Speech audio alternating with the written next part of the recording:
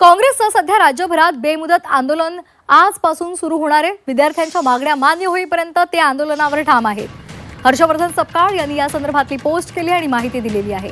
तर आजपासून संपूर्ण राज्यभरात काँग्रेसकडून आंदोलन केलं जाणार आहे आणि या काँग्रेसच्या आंदोलनामध्ये अधिकाधिक जनतेनं आणि विद्यार्थ्यांनी सहभाग दर्शवावा अशी सुद्धा त्यांनी आवाहन करताना माहिती दिलेली आहे। विद्यार्थ्यांच्या मागण्या मान्य होईपर्यंत आपण या आंदोलनावर ठाम राहणार असं हर्षवर्धन सपकाळ यांनी म्हटलंय। काय म्हटलंय त्यांनी ट्विटमध्ये आपण एकदा पाहूयात।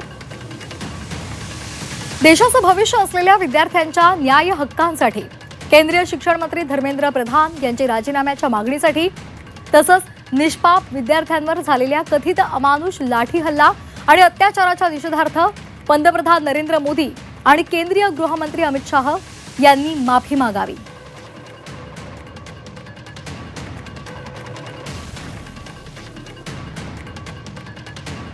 विद्यार्थ्यांवरील गुन्हे तात्काळ मागे घ्यावेत या मागण्यांसाठी महाराष्ट्र प्रदेश काँग्रेस कमिटीच्या वतीनं आजपासून मागण्या मान्य होईपर्यंत राज्यभरात बेमुदत आंदोलन केले जाणार आहे।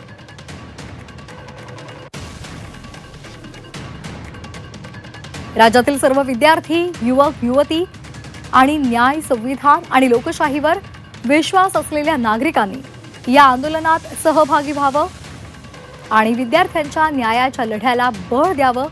न्यायासाठी एकजूट होऊया, अन्यायाविरुद्ध सत्याग्रह करूया, लढेंगे जितेंगे असं काँग्रेसचे प्रदेशाध्यक्ष हर्षवर्धन सपकाळ यांनी आपल्या पोस्टमध्ये म्हटलेलं आहे।